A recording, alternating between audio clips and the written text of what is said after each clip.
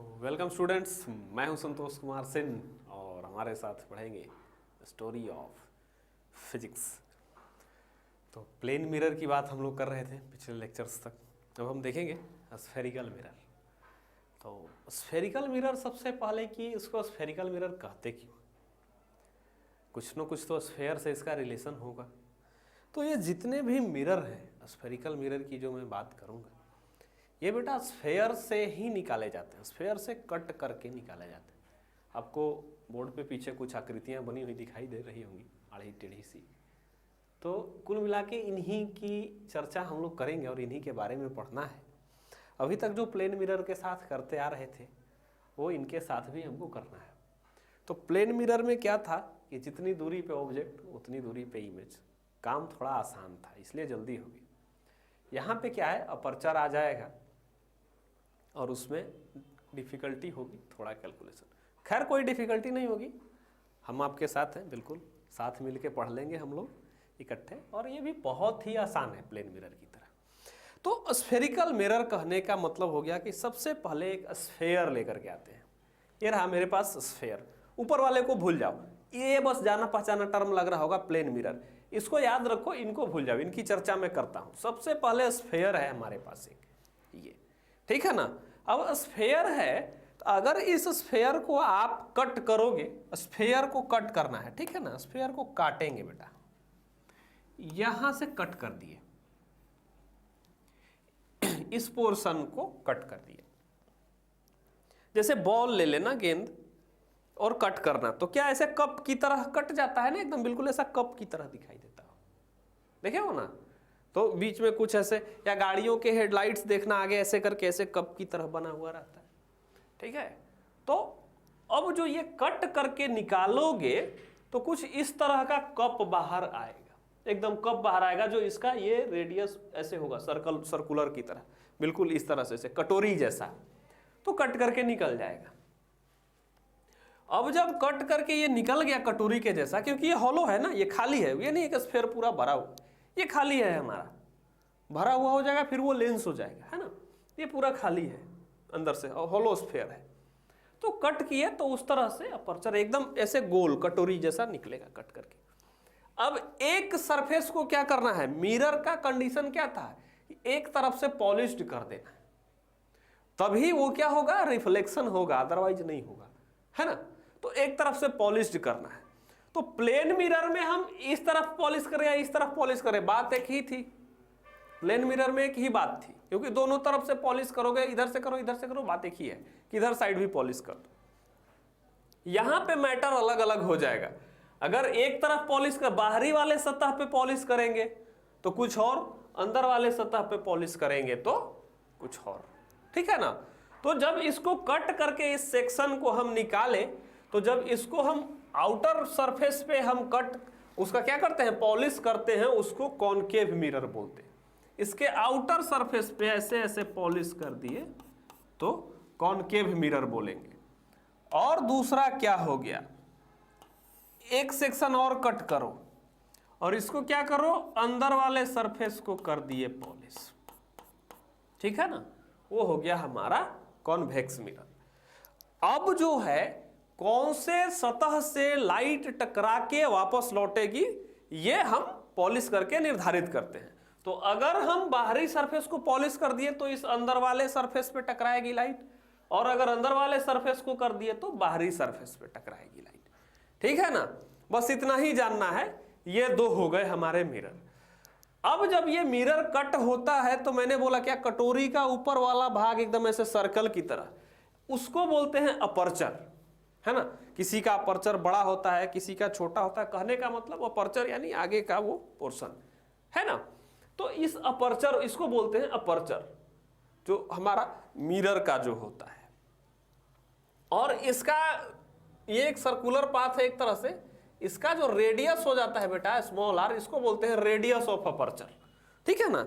जिससे हम मिरर हमारा डिसाइड होता है, क्योंकि आप गाड़ी वगैरह के प्रचार में देखना, अपर्चर बड़ा है, छोटा है, ये है, वो है, बहुत कुछ आता है, तो वो वहां से अपर्चर की बात आ जाती है। अब उस पर डिपेंड करता है कि अपर्चर बड़ा है, ज्यादातर ये वाला हम मिरर यूज करते हैं गाड़ियों की हेडलाइट वगैरह में। कॉनकेव वाला, ताकि क्या करे, कन्वर्ज करे लाइट को। कन्वर्जेंस कहने का मतलब हो गया, इसको कन्वर्जेंस भी बोलते हैं ना, ये कन्वर्ज करता है। और यहाँ पे डाइवर्ज होता है, ये मिरर लाइट को कन्वर्ज कराता है। कन्वर्ज मतलब ढेर सारे लाइट को एक जगह पे इकट्ठा कर देना, और ये क्या करता है, लाइट को बिखरा देता है, तो डाइवर्ज करा देता है। इसकी चर्चा हम आगे करेंगे, कन्वर्जेंस और डाइवर्जेंस। कन्वर्ज मतलब एक जगह पे इकट्ठा करना, डाइवर्जेंस मतलब चारों तरफ बिखरा देना। तो ये हो गया कॉनकेव मिरर, वो हो गया कॉन्वेक्स मिरर, और वो हो गया हमारा अपर्चर। और इस आर को बोलते हैं रेडियस ऑफ अपर्चर, ठीक है ना, रेडियस ऑफ अपर्चर। चलो, अब कुछ कुछ कैलकुलेशंस भी आते हैं। अब जितना भी कैलकुलेशन होगा, हम प्लेन मिरर में क्या किए थे, मिरर से मेजर किए थे डिस्टेंस कि 10 मीटर है, 20 मीटर है ना। तो वहां पे तो कहीं से भी परपेंडिकुलर मेजर कर लोगे, एक ही बात होगी। लेकिन यहां पे एक बात नहीं होगी, क्योंकि ये कर्व सरफेस है। जैसे ही यहां से मेजर करोगे कुछ और, यहां से मेजर करोगे कुछ और। तो अब एक पॉइंट यहां पे सेलेक्ट करना है कि हम कौन से पॉइंट से सारा मेजरमेंट करते हैं। तो हर हमारा जो मिरर होता है उसमें एक पॉइंट होता है, बोलते हैं उसको पोल, ठीक है ना, पोल बोलते हैं, जो बिल्कुल मिरर के सेंटर में होता है, पी से दर्शाते हैं उसको, मिरर के सेंटर में होता है पोल। तो जितना भी मेजरमेंट होगा अब इन या तो कॉनकेव में या कॉन्वेक्स में, चाहे ऑब्जेक्ट की दूरी चाहे इमेज की दूरी या कोई भी डिस्टेंस होगा, वो कहां से मेजर होगा, इसी पोल से मेजर होगा, ठीक है ना। इसको क्या बोलते हैं, पोल बोलते हैं, पोल ऑफ द मिरर, ठीक है ना, इसको पोल बोलते हैं। चलो, अब देखो, ये पोल हो गया हमारा, कहां से काट के बनाया गया है, स्फेयर को। तो इस स्फेयर का कोई सेंटर होगा सी, इस स्फेयर का कुछ ना कुछ तो सेंटर रहा होगा। तो अगर ये आपको दिया जाता है कि ये रहा हमारा मिरर, तो पूरा का पूरा स्फेयर तो आपको नहीं पता है, लेकिन उस मिरर के जगह पे आप ऐसे मान सकते हो ना कि हाँ, ये एक स्फेयर ऐसा इमेजिनरी होगा जिसका सेंटर होगा सी, है ना। ये कहीं ना कहीं से तो काट के निकाला गया है, और जो इस स्फेयर के लिए सेंटर होगा सी, वही इसका भी होगा बिल्कुल, क्योंकि उसी से काट के निकाला गया है। तो इसको क्या बोलते हैं, इस सी को बोलते हैं सेंटर ऑफ द मिरर। इस सी को क्या बोलते हैं, centre of the mirror, centre of the mirror बोलते हैं इस सी को, है ना। देखो, जैसे हम यहां पे आपको अच्छे से बना देते हैं, चलो मैं अलग कलर से, देखो यहां पे अच्छे से बना देता हूं, ठीक है ना। और ये रहा आपका, पहले तो यहां बाहरी सरफेस मैंने कलर कर दिया, यहाँ पे अंदर वाला सरफेस मैंने कलर कर दिया। चलो, यही क्या हो गया आपका, सेंटर ऑफ द मिरर हो गया। अब देखो, सेंटर ऑफ द मिरर, अब इसको बोलेंगे या सेंटर ऑफ द मिरर है या सेंटर ऑफ कर्वेचर, ठीक है ना, सेंटर ऑफ कर्वेचर, इस कर्व का सेंटर। तो सी से डिनोट करते हैं उसको, क्या लिखते हैं, centre of curvature, CURVATURE, curvature, centre of curvature, ठीक है ना। P को बोलेंगे पोल। अब देखो, हमारा ये जो सरफेस स्फेयर है, इस स्फेयर का कुछ ना कुछ तो रेडियस होगा। यह स्फेयर पूरा गोल है तो इसका कुछ ना कुछ तो रेडियस होगा। मान लो कैपिटल R रेडियस इसका होता है, हम लोग यहाँ पे डिनोट करते हैं कि उस स्फेयर का रेडियस कितना है, कैपिटल R, और स्मॉल r से रेडियस ऑफ अपर्चर को। तो कैपिटल R जो होता है हमारा, किसका रेडियस है, स्फेयर का रेडियस है, तो उसको क्या बोलेंगे, कर्वेचर बोलेंगे ना। जिस कर्व से इसको काट के निकाला गया है, इसी को कर्वेचर बोलते हैं। तो सेंटर ऑफ कर्वेचर इस कर्वेचर का, और ये क्या है, R, रेडियस ऑफ कर्वेचर,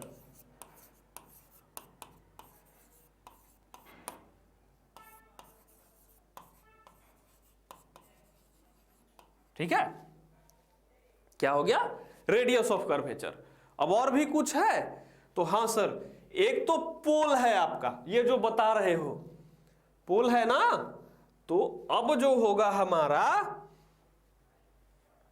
पोल और इस सेंटर को जो लाइन मिलाएगी, पोल और इस सेंटर को जो लाइन मिलाएगा वो एक तो रेडियस डिस्टेंस जो होगा वो आर ही होगा, लेकिन यहां पे अगर जो सेंटर है हमारा, यहां पे सेंटर है और ऐसे जो लाइन मिलाती है इसको पोल और सेंटर को, और इसको बोलते हो आर, क्या है, डिस्टेंस है हमारा, रेडियस ऑफ कर्वेचर। और ये तो उसको क्या बोलते हो, इस लाइन को क्या बोलते हो आप, प्रिंसिपल एक्सिस। तो लिख सकते हो कि लाइन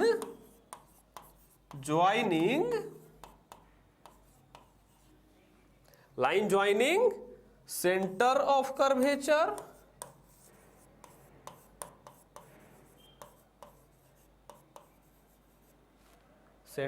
कर्वेचर और एंड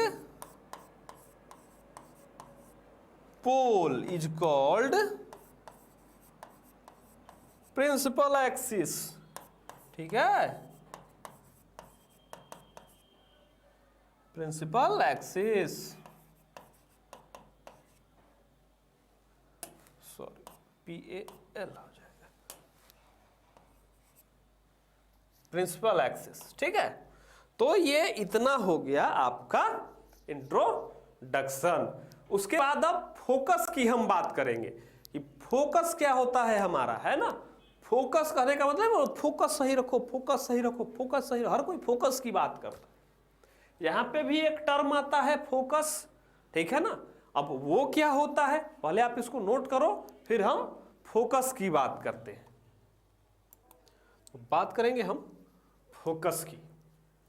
कोई भी मिरर है हमारा तो उसका फोकस क्या होगा, है ना। फोकस बहुत ही फोकस वर्ड है आप लोगों के लिए।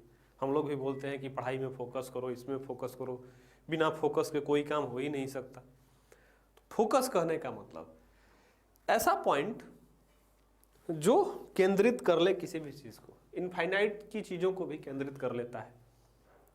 जेन्युइन भाषा में हम लोग बोलेंगे, ये सब फिलॉसफी है एक तरह का। चलिए आइए हम साइंस की भाषा में बात करते हैं कि जब हम मिरर की चर्चा करेंगे तो उसमें फोकस क्या होता है, मिरर का फोकस हम किसको बोलते हैं। तो एक एक करके पहले कॉनकेव मिरर फिर कॉन्वेक्स मिरर की बात हम करेंगे। कॉनकेव मिरर है हमारा जिसको कन्वर्जिंग मिरर भी हम बोलते हैं। अब देखो कह क्या रहा है डिफिनीशन, या हम लैंग्वेज में क्या लिखे हैं कि rays of light coming parallel to the principal axis of a concave mirror after reflection meet at a common point on the principal axis. This point is called focus. Latest example आप लोगों को एक बता, घर में सबका छतरी लगा हुआ है ना, टाटा स्काई, एयरटेल, है ना, बहुत तरह की चीजें हैं आप लोगों का, अलग अलग आने लगा है, वीडियोकॉन। तो देखिए ना वो जो स्टैंड छतरी जो लगा हुआ होता है, और आगे एक ऐसे पे फोकस पे वो जो लगा रहता है रिसीवर, अगर वो हिल जाता है, इधर उधर हो जाता है, देखना वो सही नहीं आता आपका सिग्नल, है ना, फिर उसको सेट करने के लिए बुलाया जाता है। तो एक्चुअली में जानते हो वो क्या है, वो इसी तरह का फेनोमेना है। अगर इनफाइनाइट से कोई रेज आ रहा है तो इट सेल्फ प्रिंसिपल एक्सिस के पैरेलल होता है। इनफाइनाइट से कोई रेज आ रहा है तो, ठीक है ना, प्रिंसिपल एक्सिस के पैरेलल माना जाता है उसको। जैसे सन से जो रेज आ रहा है वो हमारा पैरेलल हो रहा है, समझ लो कि इनफाइनाइट दूरी है। अब इनफाइनाइट इन द सेंस कहने का मतलब ये हो गया कि आपका जो स्फेरिकल मिरर है ये स्फेयर से ही काट के बनाया गया है ना, तो इसका सेंटर बेटा, इसका रेडियस, इसके रेस्पेक्ट में तो वो इनफाइनाइट हो गया ना, हजारों लाखों किलोमीटर है, 1000 किलोमीटर भी हो गया, कुछ किलोमीटर भी हो गया, तो वो इनफाइनाइट ही हो गया। अगर पता चला कि 2 किलोमीटर से आ रहा है तो भी ये कुछ मीटर या कुछ सेंटीमीटर के रेस्पेक्ट में वो इनफाइनाइट ही है, नेग्लिजिबल हो जाएगा, वो करीब करीब वो पैरेलल होगा रेज के। तो पैरेलली जो रेज आएगा तो वो जब टकराएगा उससे, तो टकरा के इस पॉइंट पे कट करेगा। देखो कैसे कट करता है, पैरेलली कोई रेज आएगा तो ये देखो प्रिंसिपल एक्सिस के पैरेलल आगे आ रही है। तो हमने क्या कहा कि प्रिंसिपल एक्सिस के पैरेलल रेज आएगा, वो टकरा के इस पे कट करेगा। तो ये चीज अभी भूल जाओ। रिफ्लेक्शन के लॉ में हमने क्या कहा था कि स्फेरिकल भी अगर हमारा क्या हो, सरफेस हो मिरर का, तो भी वो साइन आई यानी कि आई और आर दोनों क्या होते हैं, इक्वल होते हैं, और उस समय जो नॉर्मल होगा वो सेंटर से पास करेगा। ये चीजें मैंने पहले लेक्चर में बताई थी। तो हमारा कहने का ये मतलब हो गया कि ये जो होगा बेटा, ये सेंटर होगा और ये होगा नॉर्मल, यही नॉर्मल होगा हमारा। इस पॉइंट के लिए यही नॉर्मल होगा ना। और sine i is equal to sine r, वो तो बाद में आएगा हमारा स्नेल्स लॉ, लेकिन आई जो होता है आर के बराबर होता है। तो ये आई हो गया, यही है ना एंगल ऑफ इंसिडेंस। और ये टकरा के बेटा इधर एकदम इधर आएगा, ठीक है ना, टकरा के इधर आ जाएगा। अब जो एंगल होगा आपका, एंगल होगा, अगर ये एंगल थीटा है तो ये एंगल भी थीटा होगा, है ना। आई और आर, यानी ये आई है और ये क्या है, आर है। तो अगर इनफाइनाइट से कोई रेज आ रहा है तो इस पॉइंट पे कट करेगा, ठीक है। तो यही ये कह रहा है कि कोई रे अगर पैरेलली आएगा और वो टकराने के बाद प्रिंसिपल एक्सिस को जिस पॉइंट पे कट करेगा उसी पॉइंट को क्या बोलेंगे, इस वाले मिरर का फोकस बोलेंगे। अब जैसे देखो एक और ले लेते हैं पैरेलल रेज, एक और पैरेलल ले, मान लो है ना, ये हो गया। इसके लिए एक नॉर्मल आप बना दो, देखो फिर ये भी क्या होगा, यहीं पे मीट करेगा बेटा, वहीं पे वो भी मिलेगा जाके, समझे, रिफ्लेक्ट करने के बाद। तो ये चीज, ये जो पॉइंट है इसको बोलेंगे एफ, यही है ये फोकस, ठीक है ना, यही है फोकस हमारा। इनफाइनाइट डिस्टेंस से जो रेज आ रहा है, यानी पैरेलल से जो रेज आ रहा है, पैरेलल जो रेज आ रही है वो टकराने के बाद, रिफ्लेक्शन के बाद प्रिंसिपल एक्सिस के जिस पॉइंट पे मीट करेगी उसको क्या बोलेंगे हम, फोकस बोलते हैं। और यही वाले पे रिसीवर ऐसे सेट किया हुआ रहता है, वो जो ऐसे रहता है ना, इसी पे सेट किया हुआ रहता है, ताकि यहां से आने वाली चीज को रिफ्लेक्ट, उसको हल्का हिला देना, देखना आपका सिग्नल सही नहीं आएगा, है ना, इधर उधर कर देना, फिर बुलाना पड़ेगा वापस सिग्नल सेट करने वाले को, और फिर वो अपना मशीन भिड़ाएगा, एंगल देखेगा, ऐसे ऐसे देखना, उसमें एंगल सेट करता है, फिर हाँ ये देखिए सर आ गया। उसमें भी देखना 100% का भी स्ट्रेंथ नहीं होता है ना, कितना सिग्नल का स्ट्रेंथ है, बिल्कुल आप फोकस में देखना उसको सेट ही नहीं कर पाओ, है ना, क्योंकि परफेक्ट इनफाइनाइट, परफेक्ट पैरेलली आता ही नहीं है, तो वो थोड़ा बहुत इधर उधर होता है, समझ गए। तो हमारा ये फोकस का कॉन्सेप्ट हो गया। अब यहां पे देखो, रेज जो है टकराने के बाद सेम रेज वापस आ रही है, टकराने के बाद सेम रेज, यानी कन्वर्ज कर रहा है, टकराने के बाद क्या कर रहा है, कन्वर्ज कर रहा है। अगर ये वाला हमारा इंसिडेंट रे होता, अगर आप यहां पे कोई बल्ब रख दो, गाड़ियों की हेडलाइट में क्या होता है, फोकस, कहना ना फोकस गड़बड़ हो गया है सर, कहने का मतलब है कि बल्ब जो है उसको फोकस पे सेट करोगे तो बिल्कुल सीधे लाइट मारेगा, है ना, बिल्कुल सीधा लाइट निकालेगा। अगर फोकस इधर उधर हिल जाता है तभी गड़बड़ हो जाता है, फिर उसको ऐसे फोकस पे सेट करता है, समझ गए ना, क्यों, क्योंकि यहां से जो लाइट निकलेगी वो इस पे टकराएगा यहां से, और टकरा के एकदम पैरेलली सामने पे फोकस मारेगा हमारा। अब हर जगह लाइट आप देख लेना, ये बहुत कॉमन है, प्रैक्टिकली दिख जाता है, तो इसको बोलते हैं फोकस। अब ये हो गया रियल फोकस, इसको बोले हैं हम कि ये रियल फोकस है। क्यों, क्योंकि इस फोकस पे आप देख पा रहे हो कि लाइट आई और वाकई में कन्वर्ज की है, लाइट आके वाकई में कन्वर्ज कर रहा है, ये रियल फोकस है, ठीक है ना। अब इमेजिनरी कैसे कहते हैं, हम इमेजिनरी की भी चर्चा करेंगे। तो ये कॉनकेव मिरर के लिए पूरा हो गया हमारा फोकस की जब चर्चा करेंगे। देखो नेक्स्ट पे हम आते हैं, ये रहा हमारा। अब कॉन्वेक्स मिरर के लिए आएंगे। कॉन्वेक्स मिरर को हम बोलते हैं डाइवर्जिंग मिरर। अब देखो डाइवर्जिंग क्यों बोलते हैं, यहीं पे समझ में आएगा। ये रहा आपका मिरर, ठीक है ना, मिरर हो गया और इसको पॉलिश कर दिया इस बार कि अंदर वाले सरफेस को पॉलिश करना है, ठीक है ना। और प्रिंसिपल एक्सिस बना लो अब, तो ये रहा आपका प्रिंसिपल एक्सिस, इसको बोलेंगे P, पोल हो गया। ये हो गया आपका C, सेंटर ऑफ कर्वेचर, ठीक है ना। और रेडियस हो गया ये R। इधर की ओर क्यों लिख रहे हैं, एक्चुअली इधर की ओर नहीं होता है ये होता किधर है, इधर,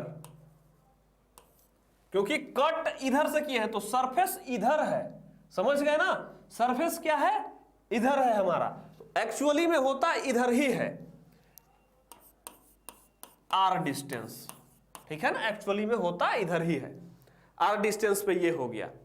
अब देखो चलो इसको हम मिटा लेते हैं यहां से। अब हमने कहा कि पैरेलल रेज आएगी प्रिंसिपल एक्सिस के पैरेलली, रिफ्लेक्टेड तरफ से ही आएगी जिधर सरफेस रिफ्लेक्टेड वाला होगा। तो एक पैरेलल रेज आया और टकरा गया, दूसरा भी पैरेलल रेज, दो लेके आ जाते हैं, उसमें दो रेल आए थे, ठीक है ना, यहां पे टकरा गया बेटा। अब देखो कि हमने क्या कहा कि नॉर्मल किसको बोलते हैं, नॉर्मल बिना, क्योंकि नॉर्मल से ही तो एंगल मेजर करेंगे ना, सेंटर से होके पास करेगा नॉर्मल, ये है ना, यही हुआ ना इसका नॉर्मल।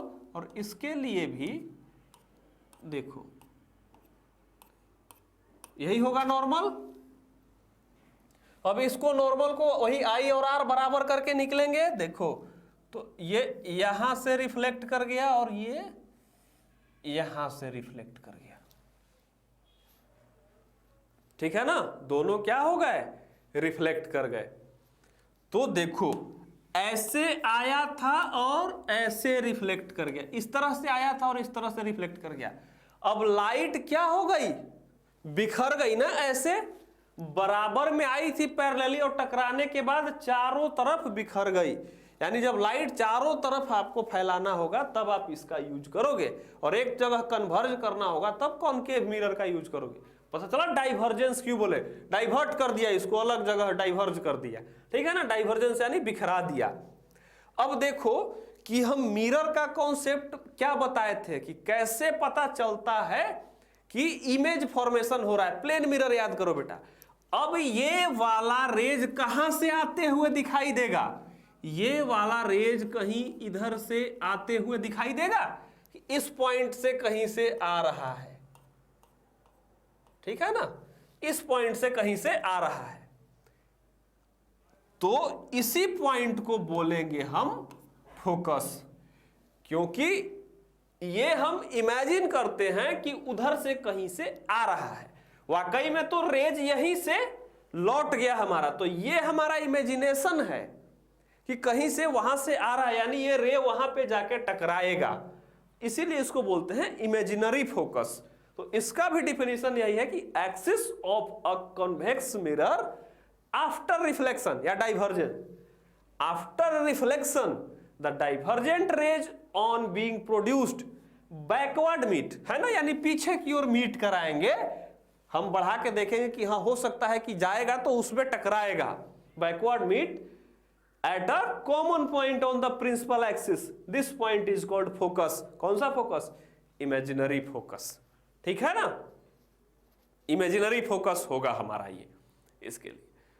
अब देखो तो फोकस की तो चर्चा हो गई कि अच्छा ठीक है, पैरेलल लाइन जहां पे आएगा, पैरेलल रेज आ रही है और जहां पे रिफ्लेक्शन के बाद जहां पे टकराएगी प्रिंसिपल एक्सिस से, तो वो हमारा फोकस कहलाएगा।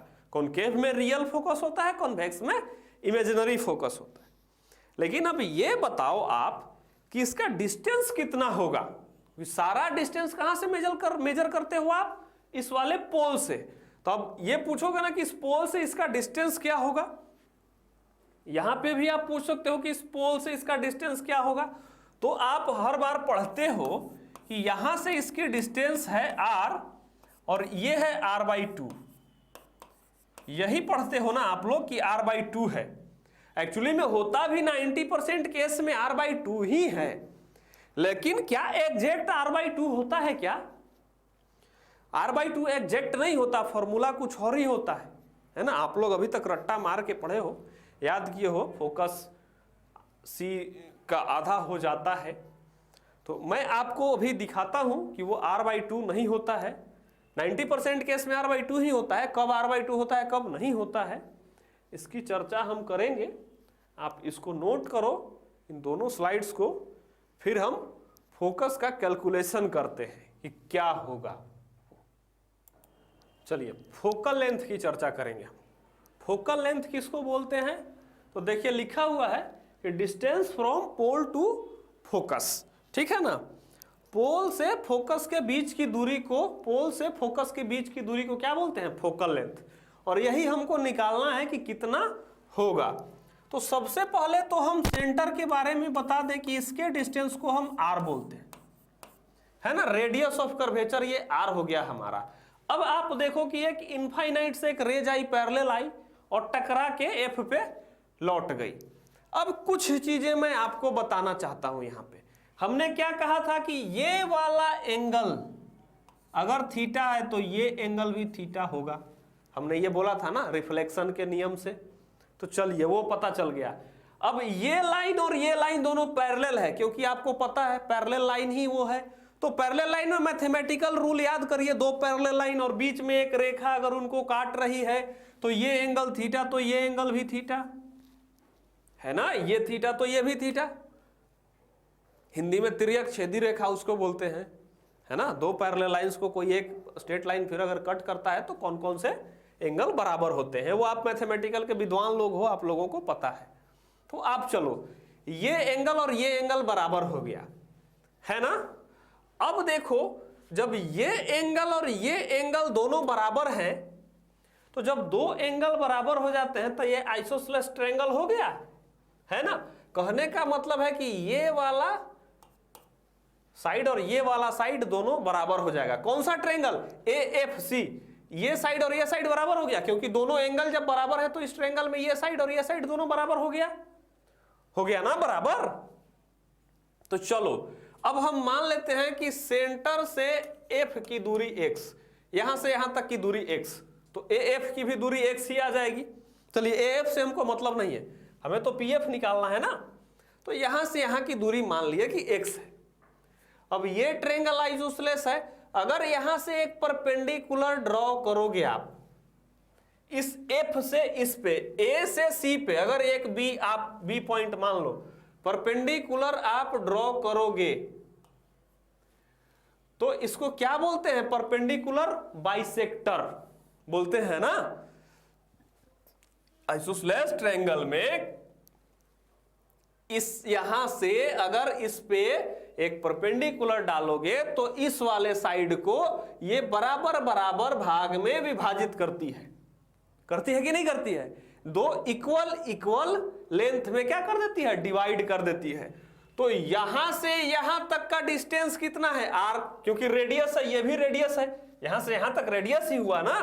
तो C से B तक r/2, A से C की वैल्यू r है ना। और C से B जो हो गया AC/2 है। तो C से B को क्या बोल सकते हैं? r/2 बोल सकते हैं। r/2 होगा। आप ही के ट्रायंगल के नियम से मैं कर रहा हूं सारा चीज। तो अगर इस ट्रायंगल को उठा लो, CBF,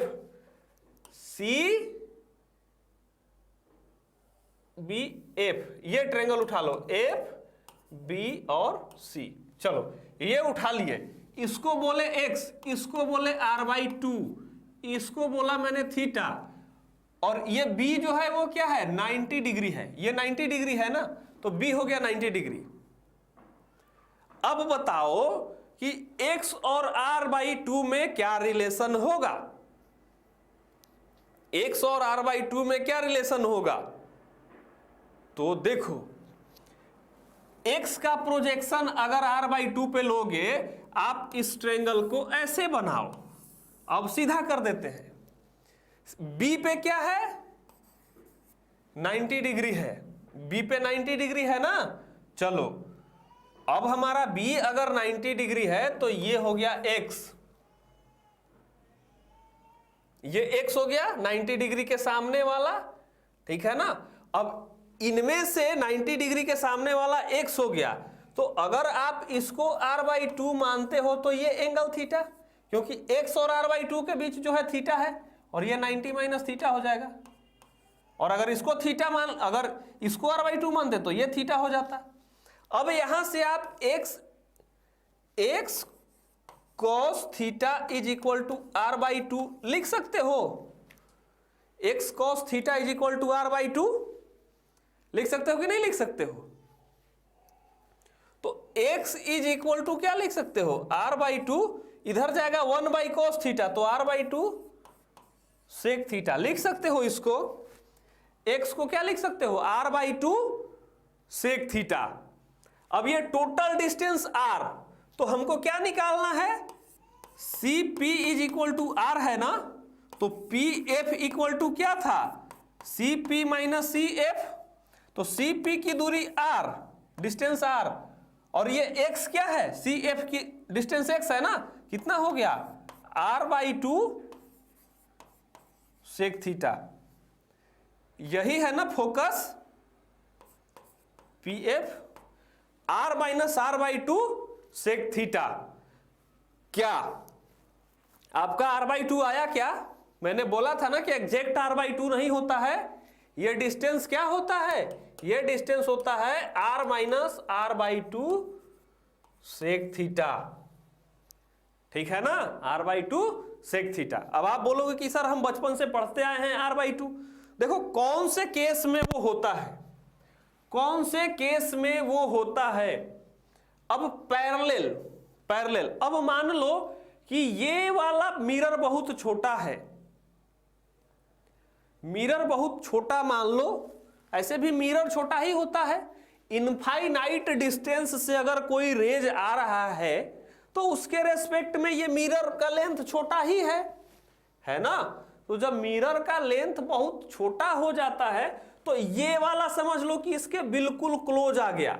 जब ये वाला लाइन इसके बिल्कुल क्लोज आ जाएगा तो ये वाला थीटा एकदम कम हो जाएगा, थीटा एकदम लेस हो जाता है। इसके बारे में आप लिख सकते हो कि if mirror is of small, is mirror is of small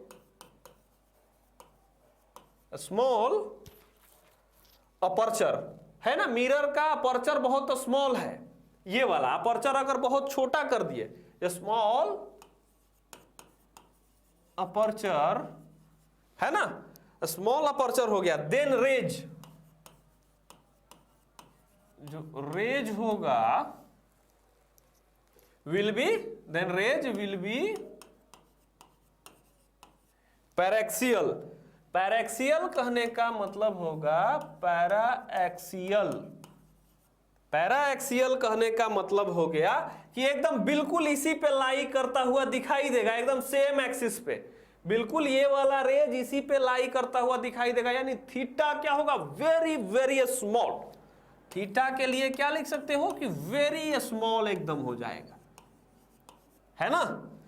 theta बहुत ही स्मॉल हो जाएगा।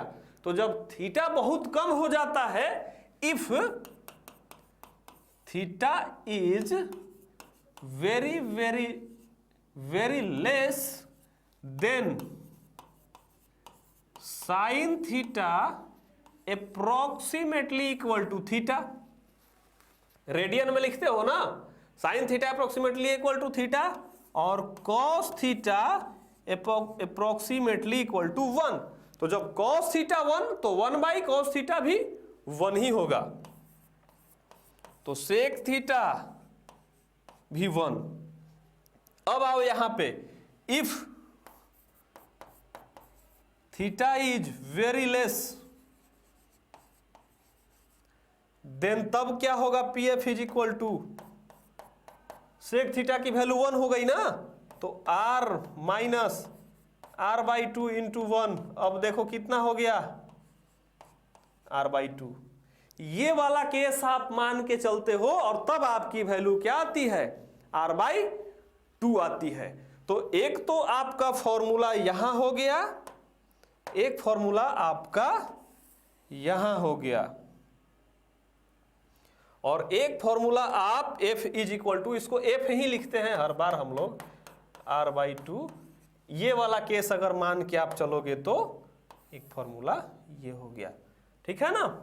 तो वो डिपेंड करता है कि थीटा हमारा कितना है। अगर थीटा की वैल्यू आपको दिया हुआ है, अगर क्वेश्चन में थीटा की वैल्यू दे रखा है और वो थीटा 30 डिग्री हो गया, 45 डिग्री हो गया, 60 डिग्री हो गया, अगर कुछ इस तरह का दिया हुआ है, या मतलब ऐसा दिया हुआ है जिसकी वैल्यू आप नोन कर सकते हो, यानी निकाल सकते हो, 15 डिग्री 20 डिग्री भी अगर दिया हुआ है, तब आपको r/2 करने से काम नहीं चलेगा, तब आपको ये फॉर्मूला लगाना होगा। जहां पे थीटा नहीं दिया हुआ रहता है, और जेन्युइन 90% केस में आपका 90% केस में यही वाला होता है, क्योंकि आपको थीटा नहीं दिया हुआ रहता है, और नहीं दिया हुआ है इसका मतलब वेरी वेरी स्मॉल मान लिया गया है, वो स्मॉल अपर्चर का समझ लो कि आपको मिरर दिया हुआ है, और उसके लिए आपको सेक थीटा की वैल्यू 1 मान के चलनी है, तो वहां पे f इक्वल टू r/2 हो जाएगा। तो ज्यादातर जो आपके एग्जाम्स में क्वेश्चंस आते हैं हर जगह, उसमें क्या होते हैं, थीटा की कोई चर्चा नहीं होती है, सिर्फ सीधे सीधे बोल दिया जाता है कि पैरेलल रेज या फोकस बताओ, ये करो। तो थीटा जब दिया हुआ ही नहीं है तो हम उसको वहां मान के चलते हैं, जब कुछ ना दिया हुआ है तो वो मान के चलते हैं, ठीक है ना। तभी आप r/2 आज तक पढ़ते आए हो, तो r/2 ही जानते हो। लेकिन असल में क्या आता है, ये आता है, देखो मैंने आपको निकाल के दिखा दिया है, ठीक है ना। तो आप इसको छापो, वीडियो को पॉज करके, आई थिंक सो ये हो गया होगा। इस लेक्चर में इतना ही रहने देते हैं। अब अगले दिन हम साइन कन्वेंशन वगैरह की चर्चा करेंगे, है ना, फोकल प्लेन साइन कन्वेंशन वगैरह, और इसके थ्रू हम क्या बनाएंगे, इमेज का फॉर्मेशन करेंगे कि कैसा इमेज बनता है, ठीक है ना। साइन कन्वेंशन भी बहुत इजी चीज है, जैसे मैं ऑब्जेक्ट के डिस्टेंस से भी दिखा रहा था ना, कि ऑब्जेक्ट से मेजर किया जाता है, या ऑब्जेक्ट की वेलोसिटी के डायरेक्शन से ही डायरेक्शन मेजर किया जाता है, बिल्कुल उसी तरह से मैं आपको समझा दूंगा। साइन कन्वेंशन में कोई कंफ्यूजन नहीं होगा। तो चलिए मिलते हैं अगले दिन, तो इन्हीं भूली बिसरी यादों के साथ आपके साथ विदा लेते हैं। तब तक के लिए पढ़ाई करते रहिए, और मिलेंगे फिर अगले लेक्चर में नई कहानी के साथ। Bye bye, sayonara.